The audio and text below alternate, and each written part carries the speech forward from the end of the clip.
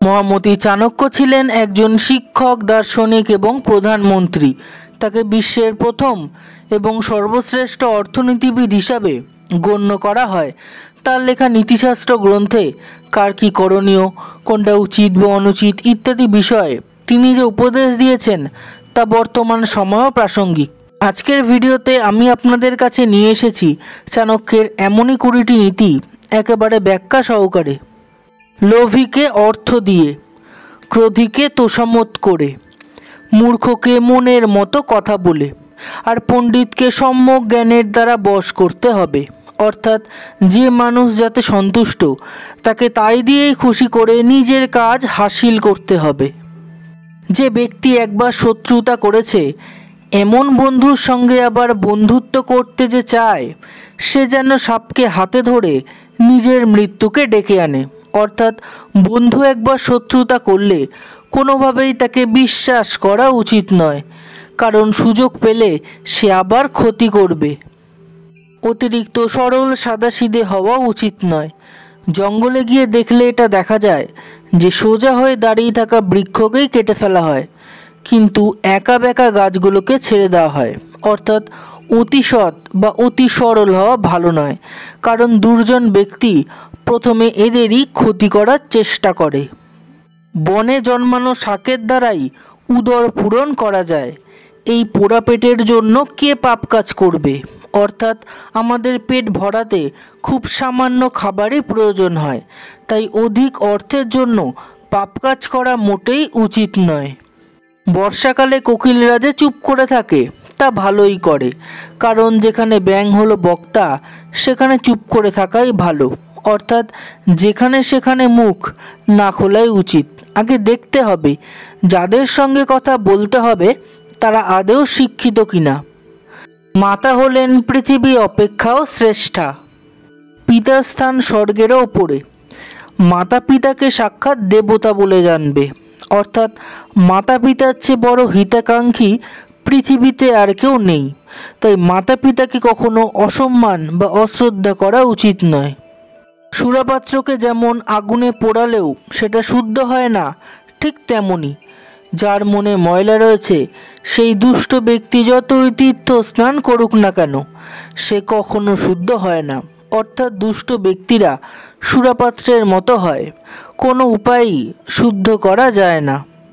যার অর্থ আছে তারই বন্ধু লাভ হয়, যার অর্থ আছে তারই আত্মীয় স্বজন লাভ হয়, যার অর্থ আছে সেই পুরুষ রূপে গণ্য, যার অর্থ আছে সেই পণ্ডিত রূপে পূজ্য। অর্থাৎ জগতে অর্থই সর্বশক্তিমান। অর্থ থাকলে সব কিছু পাওয়া যায়, বন্ধু বান্ধব, শৌর্য, পাণ্ডিত্য ইত্যাদি। অত্যন্ত দর্পের ফলে লঙ্কা রাজ্য বিনষ্ট হয়েছিল।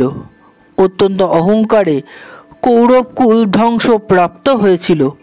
অত্যন্ত দানের ফলে বলিরাজ পাতালে বন্দী হয়েছিলেন। অর্থাৎ কোনো কিছুই অতিরিক্ত ভালো নয়। ভালো বা মন্দ যে কোনো কাজই অতিরিক্ত হলে তা অনিষ্ট করবেই। বিদ্যা না থাকা মানে জীবন শূন্য, বন্ধু বান্ধব না থাকা মানে সকল দিক শূন্য।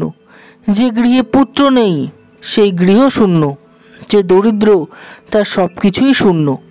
অর্থাৎ বিদ্যা, বন্ধুবান্ধব, পুত্র এগুলি আবশ্যক হলেও এদের ছাড়া চলতে পারে, কিন্তু দারিদ্র্যের চেয়ে বড় অভিশাপ আর কিছুতে নেই। অর্থের প্রয়োজন সর্বাধিক। উপদেশ দিলে মূর্খরা ক্রুদ্ধ হয়, শান্ত হয় না। তেমনি সাপকে দুধ খাওয়ালে তাদের কেবল বিষ বাড়ে। অর্থাৎ উপযুক্ত পাত্র ছাড়া কখনো ভালো উপদেশ দিতে নেই।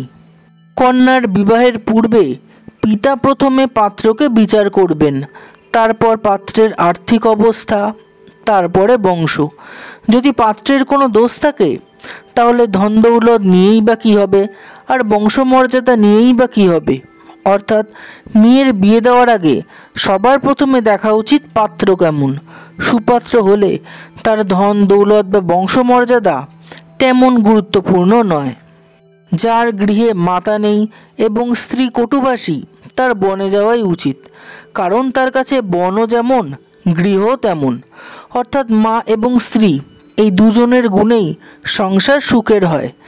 মায়ের মৃত্যুর পর স্ত্রী গোটা সংসারের কর্ত্রী, তাই স্ত্রী কটুভাষী অর্থাৎ বাজে গালিগালাজ করলে স্বামীর আর সেই গৃহে বাসের ইচ্ছা নষ্ট হয়ে যায়। নিজের স্ত্রী, ভোজন এবং উপার্জিত ধনে সন্তুষ্ট থাকা উচিত। প্রভুর নাম স্মরণ এবং দানের ক্ষেত্রে কখনো সন্তুষ্ট হওয়া উচিত নয়। অর্থাৎ স্ত্রী রূপবতী হোক বা সাধারণ, শিক্ষিতা হোক বা নিরক্ষর, সে তার পত্নী, এটাই সবচেয়ে বড় কথা। তাই পত্নীর ওপরে সবসময় সন্তুষ্ট থাকা উচিত। ঠিক তেমনি ভোজন এবং উপার্জিত ধন সম্পদেই সন্তুষ্ট থাকা উচিত, নয়তো মানসিক শান্তি নষ্ট হয়।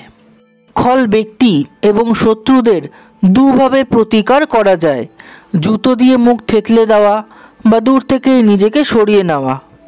অর্থাৎ দুর্জন ব্যক্তি এবং শত্রু, এই দুয়ের থেকে যত দূরে থাকা যায় ততই মঙ্গল। দুর্জন ব্যক্তির সঙ্গে শত্রুতা বা বন্ধুত্ব কোনোটাই করা উচিত নয়। কয়লা গরম হলে হাত পুড়িয়ে দেয়, আর শীতল হলে হাতে কালি লাগায়। অর্থাৎ দুর্জন বা অসৎ ব্যক্তি অনেকটা কয়লার মতো, সে যে অবস্থাতেই থাকুক না কেন ক্ষতি করবেই। সত্য কথা বলবে, প্রিয় কথা বলবে, সত্য অথচ অপ্রিয় কথা বলবে না, প্রিয় অথচ মিথ্যে কথা বলবে না। এটাই সনাতন ধর্ম।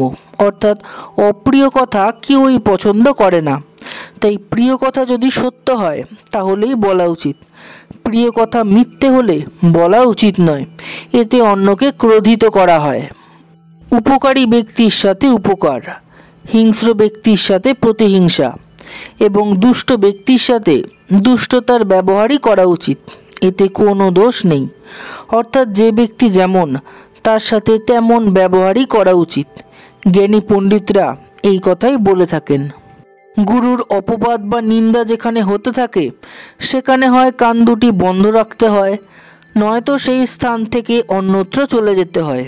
অর্থাৎ কোনো মূল্যেই গুরুর অপমান বা নিন্দা সহ্য করা উচিত নয়।